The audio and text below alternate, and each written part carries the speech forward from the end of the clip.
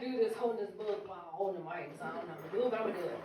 So I'm going to be reading a poem from my debut book titled 125 Days. Thank you. I just self-published it this year.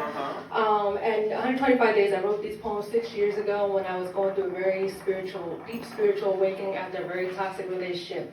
And I challenged myself to write every single day for 125 days. And this is just book one because book two comes out next year. Because if I put the whole book together, it would have been over 600 pages. And I had a lot to say. So my style of poetry, I like to pull you guys into a story. So I hope you enjoy the story that I'm going to be reading to you today. I'm excited. Let's see if I can do this. You got this, baby. I'm going to sit this around. Day 56, October 8, 2015, the Battle of John. He was a sinner at best. His name was John, and he had a demon clinging to his back that kept dragging him down, holding him back, stuck in his broken past of his broken home. He just couldn't find a way out. Broken inside, he would always felt alone. Until he chewed up with heroin, followed by alcohol. Go ahead and drown your sorrows. The demon would hiss in his ears as John's eyes would fill with tears. A man dying on the inside that gave his clinging demon life.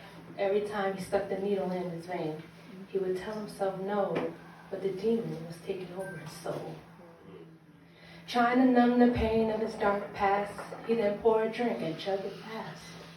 Couldn't get over the fact his father would constantly beat his ass, almost near to death after he lost his older brother in a car accident, followed by the death of his mom because she was a victim of domestic violence.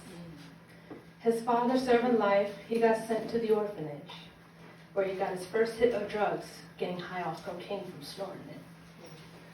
Soon it wasn't enough to kill the pain, so he stepped up to heroin. He grew up living house to house, hanging with people like him, and every woman he came involved with, he would place his hands on them, and he'd think about his father and say to himself, I'm just like him. Wow. So he'd buy more bottles to consume and more heroin to shoot. He really didn't want this life, but he was afraid the Lord would never hear his cries. Because he was always told the Lord wouldn't help people like him, so he never tried.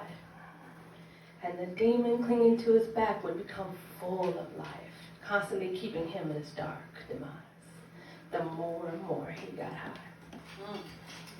Until he sat alone in the alley one night, and the demon, he hissed to him, don't you just want to die?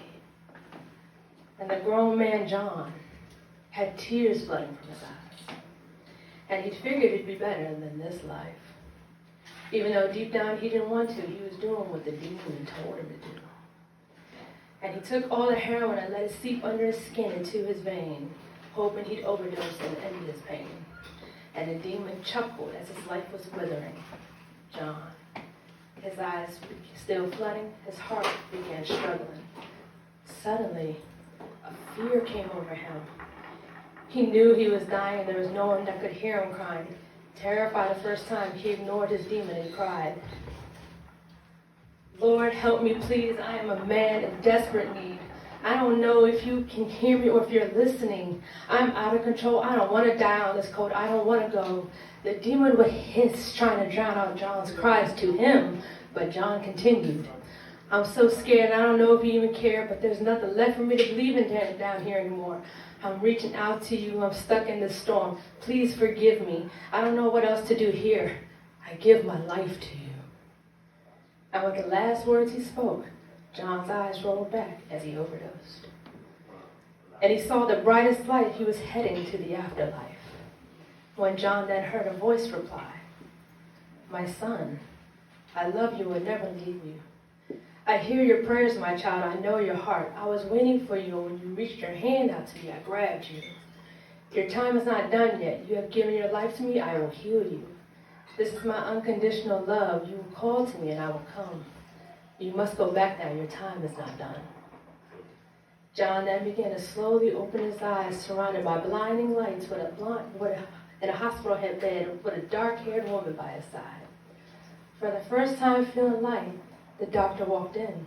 Delirious, John asked, Where am I? The doctor looked at him and replied, You are lucky to be alive. You overdosed in an alley and this woman saved your life. Your heartbeat has stopped, but we managed to bring you back. Somebody was looking over you because technically you were dead.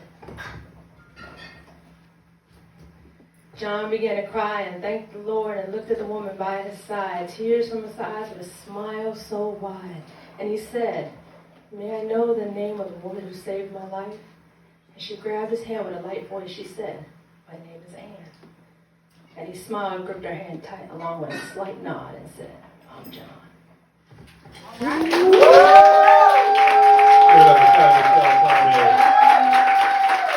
going to let the fight left.